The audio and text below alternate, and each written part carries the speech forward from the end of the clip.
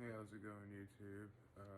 It's your boy, Rock, aka Well Trained Harrell, coming at you.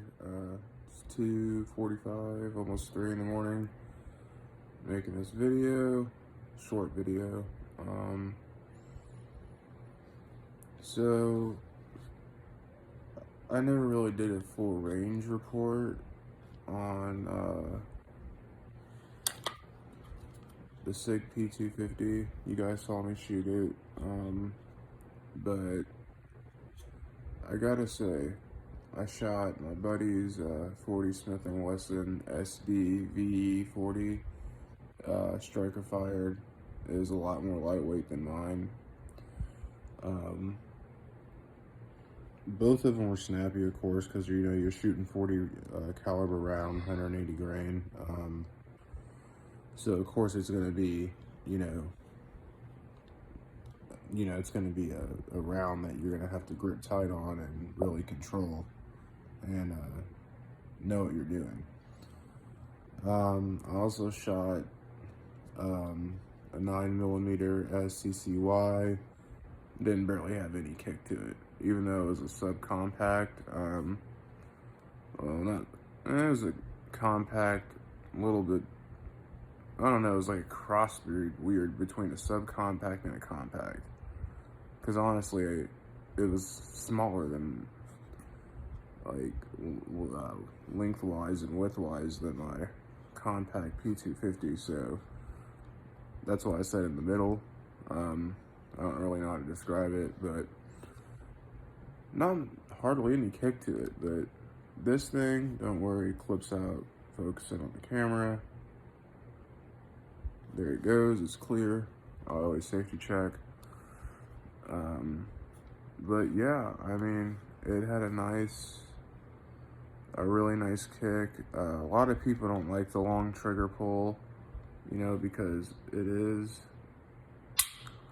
a hammer fired pistol, but I mean, everybody wants to mag dump, you know what I'm saying? I mean, unless you're like Jerry Michalak or whatever, however you pronounce his last name, you're not mag dumping shit and hitting anything, dude. You're just gonna waste ammo. Especially if you're more than 10 yards out. Mag dumping looks cool, but it's unrealistic. Unless you're like 3 feet away, mag dumping is gonna do you no good. You need to focus on your shots. You need to breathe. Before that trigger finally breaks, whether it's striker fired or hammer fired, you need to focus on your shots and breathe out when you think you're fully aligned. It's the only way you're gonna get used to it. Everybody wants a striker fired pistol because it, the light trigger pull, I'm gonna be honest with you, I carry a Pindex. I don't feel comfortable with one in the chamber, with a round in the tube with a striker fired pistol with a short trigger pull. Your clothes get caught up in there when you're holstering. I mean, it's like you got to be 4 times as cautious when holstering a striker fired pistol because of that trigger pull, because it's so light. If your clothing snags that trigger, whoops, there goes an artery, there goes your balls. I mean, we see it happen all the time. So, I mean, and when you're dealing with a 1911 with the hammer cocked back, and then you got idiots that don't put it on the fucking safety, I mean, that's just as much as that's basically just like a striker fired pistol as far as how lightweight the trigger is once the hammer's racked back. I mean, dude, be smart. I mean, if I had a striker fired pistol, I would make sure I had a very, very, very, like a level 3 retention holster, and it's all about common sense. I mean, I love hammer fired pistols because when you're going to holster that gun, if something gets snagged, you're going to feel that hammer come up. So you're going to know something's getting caught on it. You can't do that with a striker fired. You're not going to know until the thing goes bang. So everybody has their own preferences. I have nothing against striker fired pistols. I like Glock, especially the Zev Glocks. Oh my gosh, that are all tricked out. Love to own one day when I got the money. But I mean, my next gun's probably going to be a conversion kit, and 357 SIG, striker fired for the P320 to slide it onto my P250 frame, or I might just go ahead and buy the whole new gun, but I might as well, because the conversion kits are pretty expensive, so, but either way, I might just get the conversion kit, because then I can swap out the serial numbers and have a different serial number. To me, that's pretty cool. That actually officially makes this kind of a ghost gun. So, with all this stuff going around with the COVID-19 and all that, I mean, not too many people are, a lot of people are snatching stuff off shelves, but I haven't heard any crazy cases of people kicking in people's doors, yet trying to steal food and stuff. I don't think things have gotten that desperate. Not to say that they won't, but, I feel like, the media and everything is using, like, this disease and virus as a way to instill fear into Americans to stock up on guns and ammo and all of other types of unnecessary shit. Be smart. Stay 6 to 10 feet away from people. Don't go out unless you have to,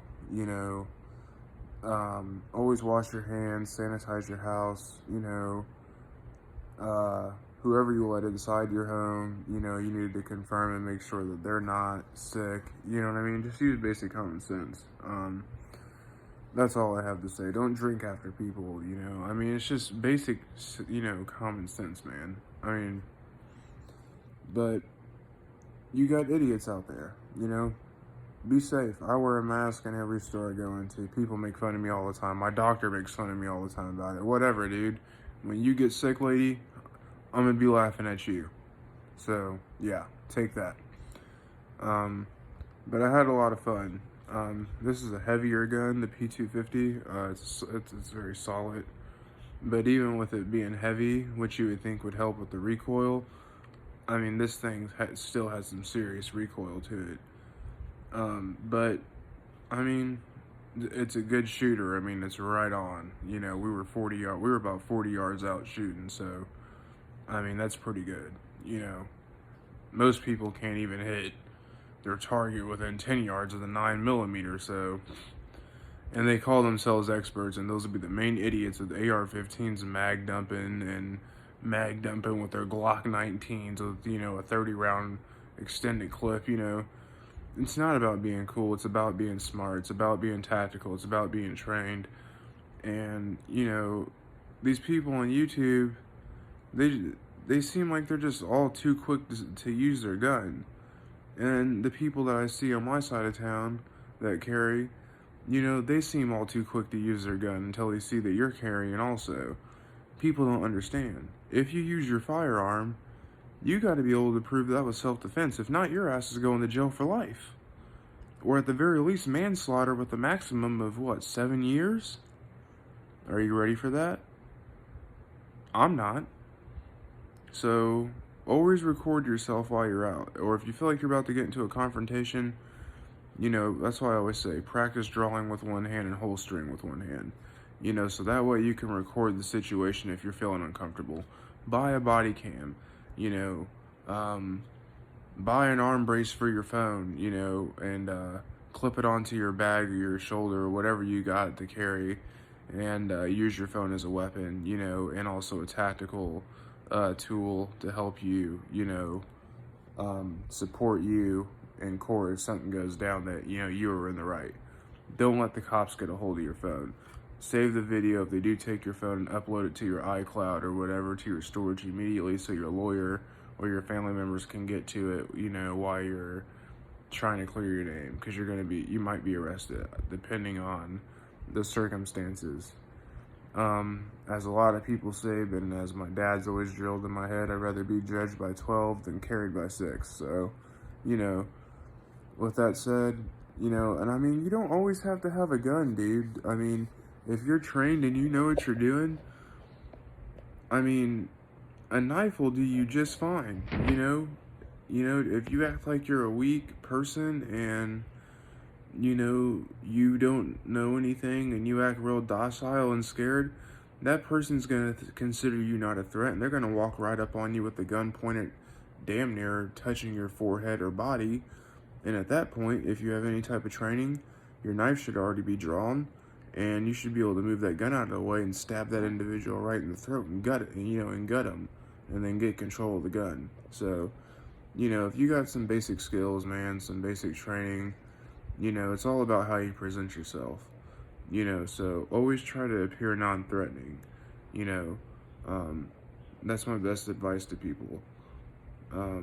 Work out, make sure you're in shape, you know, to the best of your ability. You know, because I see people all the time.